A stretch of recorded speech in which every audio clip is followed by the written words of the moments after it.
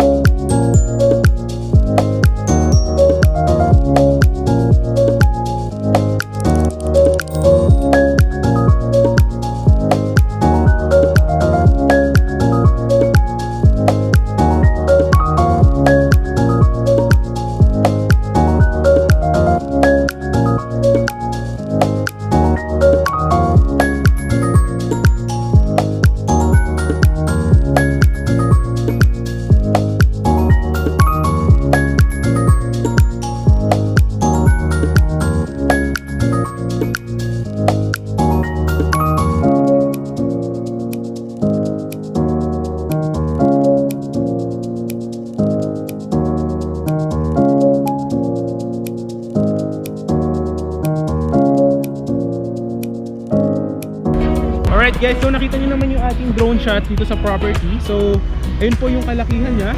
So around 20 meters, 30 meters lang siya from the highway. 8 to 10 minutes from Tagaytay. Ayan na po siya mismo. Ayan. So gagawin tong concrete road with drainage. So ang mga remaining lots na lang natin is around 7 to 8 lots, 250 square meter yung mga cuts. Ayan. Then hanggang dun yung gagawin na right of way. Andyan, no? Then dito gagawin din niya ng perimeter fence. Ayan.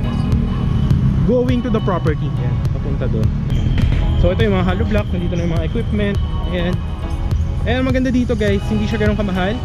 Yung property na to is pre-selling siya, and included na po sa price yung transfer of title. Ito natin sa inyo. So ayan siya guys, undergoing development. Yung mga equipment. Ito guys yung gagawin na concrete road. Ayan. Actually may mga tandaan eh. Ayan. Yan yung mga gagawin ng mga concrete roads dito pag ganyan. At yan yung mga drainage ibabaon dito. Papakita ko sa inyo. Yan yung gagawin ng mga concrete roads. Yan. Yan. So dito siya. And yung may kasama yung drainage. So yung dito yung concrete road is gagawin is 6.5 meters. Yan. Gagawa naman dyan sa dulo ng mga perimeter fence. So nakita nyo naman sa drone shot natin, mas malaki yung property. So 250 square meter. Ang normal na frontage niyan is around 10 by 25 meters.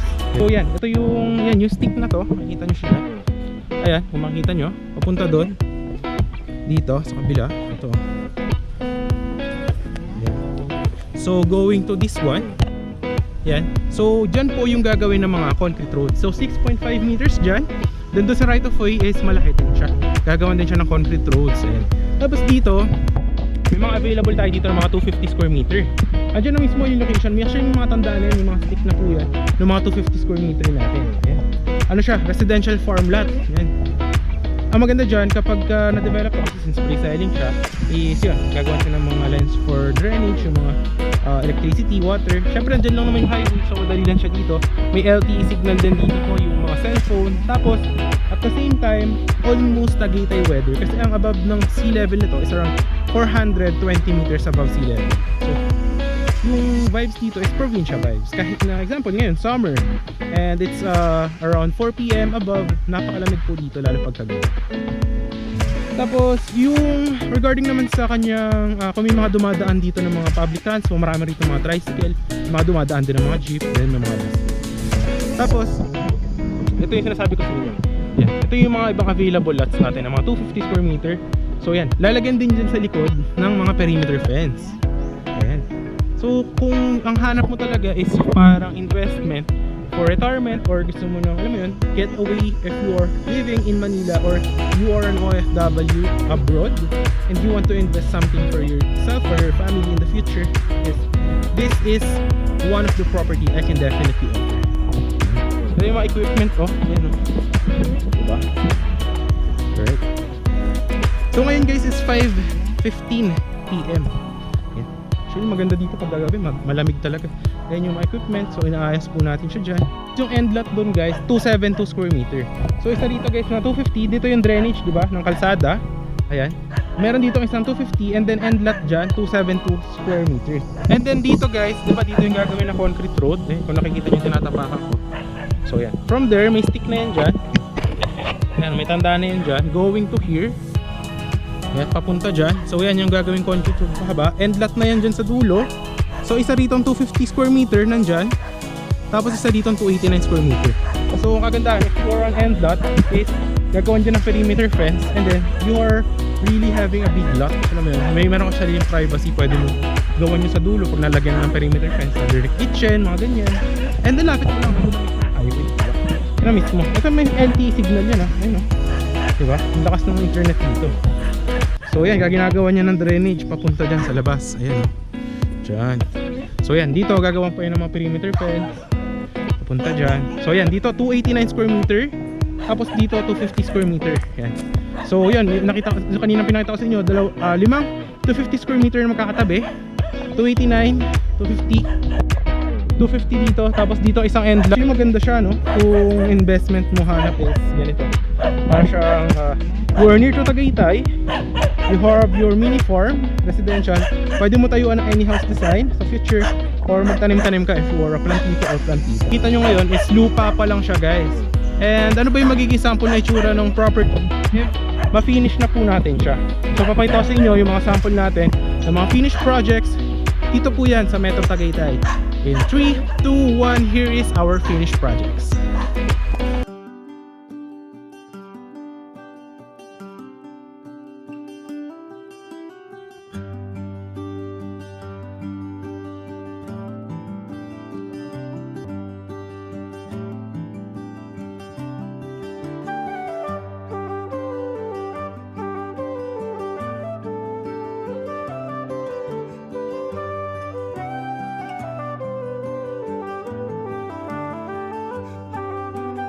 Finished project po natin. So yun yung magiging itsura nito after the development. Kasi ngayon is ginagawa pa lang siya. So actually maganda, no? Hi guys. So dito guys, yung dalawa dito na 250 sold na to. So turo ko sa inyo yung iba pang mga 250 natin na available. Actually malaki, no? Kung ang normal na frontage yun 10 by 25 meters. Isipin mo, meron kang ilagay halimbawa na small house, tapos meron kang mini garden, tapos lagyan mo ng mga vegetable mo ng mga fruits, ganyan. So hanggang dito guys, example, bigyan kayo ng sample. So example, from there, yan, dyan kasi gagawin yung perimeter fence. So from there, ayan, papunta doon. Ayan. So dito gagawin dun sa kabila ng mga concrete roads. Ayan. So ito na siya mismo yung gagawing lalagyan din niya ng mga muhon kapag natapos na yung mga project. Ayan. So ito na siya mismo. Ayan. Actually malamig, no? Ayan, ito na mismo siya. Ayan. Then nandiyan yung concrete road, yung may stick na tinuro sa inyo. So 6.5 meters po yan. Alright. Ayan. Ito na siya mismo. Ayan. Malamig, no? Ayan, mahangin. Ayan. Ako ako, medyo mahangin lang ako, kurinig tayo. So yan may mga 250 square meter dito. Yan, tapos yung tinuro ko sa inyo doon ng end lot na 289 tapos 250. Meron din 272 tapos meron 250. So yun lang yung mga remaining lots po natin. So yung sample ng 250 is from there, yung paninuro ko doon na malayo. Tapos up to here, yun, may mga stick na yan. Yan, dyan yun. So yan, ito yung example, ayun, pahaba. Actually malaki, no? Malaki yung pot. Yung mga tanda na yun. Dito yung concrete. Tapos may drainage siya. Ayan. Diba? So yun lang ang ating property tour for today. Ayan. So maraming salamat sa panonood, guys. Alright. Tapos yan yung dalawa doon na may end lot. Yan. Tapos actually may isa ring available dito, 300 square meter. Yun nandito. So malaki siya, no? Tapos yun na. Palabas na to ng highway, 20 meters. So that's around 1 minute. 1 minute palabas. If na ma-develop ng concrete road, you have your car. So malapit lang siya. So yun lang naman, guys. I-connect na natin yung ating camera. Nakita nyo na naman yung drone shot. Gawa natin yung camera doon sa may helmet. And we will be traveling from the highway going sa Tagaytay. So tara, let's go. Hi guys, so unfortunately paglabas natin, guys, dito, ito na yung Dubai right of way. Pagdating natin sa highway, nahulog ko yung helmet ko. Yung pinaglalagyan ko nung yung itong camera dito, nahulog, yun, nasira. So hindi ko siya makakabit. Pero actually yan, yung mga kotse na yan, yung nakikita nyo, yes, diretso doon is Tagaytay na yan, papunta ng Sky Ranch. Siguro kasi nasira yung sa kabitan ko ng helmet, nahulog ko kasi hinangin. Bali magbibideo na lang ako from there, yung sa may Tagaytay na mismo, para makita nyo yung property kung saan siya malapit. Pero doon na lang ako sa may Tagaytay bypass road, sa may mismong boundary pupunta, para makita nyo kung ano yung tsura. Pero yung landmark nito mismo, ito na siya, yung bonsai, ito siya mismo. Para pag sinerch nyo sa Google Maps, makikita nyo na kung gaano siya kalapit sa Tagaytay. Here at Amadeo, Cavite. So yun siya, Heart and Faye Bonsai Garden. Yes, so dyan lang siya. Hi guys, so around yung highway kanina na sinasabi ko sa inyo, pag diniretso nyo yung papuntang Tagaytay, dito pa rin sa Amadeo, ito yung sample natin ng mga project na tapos na. Ayan, no? So pares lang sila ng highway yung going to Tagaytay. So around 2 minutes? Around 2 minutes galing dun sa kanina. Ito na siya. Ayan. So ganito rin yung gagawin dun pag tapos na yung project natin. Ito siya. Ito yung sample. Ito yung guardhouse. Ayan. Tapos ito, yan, ganito yung loob. Ganyan. Ito yung mga sample na mag-issue. So ito, Amadeo din to. Ayan, no? Any house design kung makikita nyo. So ganyan, may mga kuryente, may water. Ayan. Tapos pwede mo taniman ng pine tree, no? Mga pine tree. So any house design, may pwede ka rin maglagay ng garden. So yan, ganito kalawak yung mga kalsada. Talagang probinsya vibes. Ngayon, pupunta na tayo ngayon doon sa may Tagaytay bypass road, sa may boundary. Pag dinaretso nyo yun, Sky Ranch na from the property. So yun, ito yung isa natin project na tapos na. So kaso ito, ano na to, wala nang available dyan. So may mga nakatira na yan dyan. So yun, affordable pa yung price. Kaya ano pa siya, tawag nito, ang cut pa pala noon mga 250. Ito kasi ang mga cut dito dati mga 120, 150 ganyan. So yun, tara, punta na tayo sa may Tagaytay na mismo. Okay guys, so dito na tayo sa may Tagaytay bypass road. So from the property kanina, around 4 minutes nandito na tayo. So ito na siya, ito yung pag diniretso nyo to, going to Silang yan. Ayan, going to Mendez. Ayan. Ito naman, Tagaytay na to mismo. Pag diniretso nyo yan, papunta na yan sa may Sky Ranch, tsaka sa may Mahogany. Diretso yun lang yan. Pero ito na siya mismo. So around, from the property, so around 8 minutes, Tagaytay na kayo. So may 8 to 10 minutes, doon na kayo sa Tagaytay Sky Ranch. Ayan. So yun guys, if you do like this video, yan, marami ng kotse dito. So daanan na talaga to. Pwede mo diretso yung bypass road, papunta Silang, papuntang Calaf, or yung sinabi kong East West Road. Ayan. So if you want this kind of video and nagustuhan yung property, message nyo lang ako to my Viber or WhatsApp. And if you want more videos, hit nyo yung notification bell para lagi kayo updated sa mga next upcoming videos natin. So yun lang guys, maraming salamat sa panonood and see you on the next vlog. And God bless po sa lahat. Bye bye!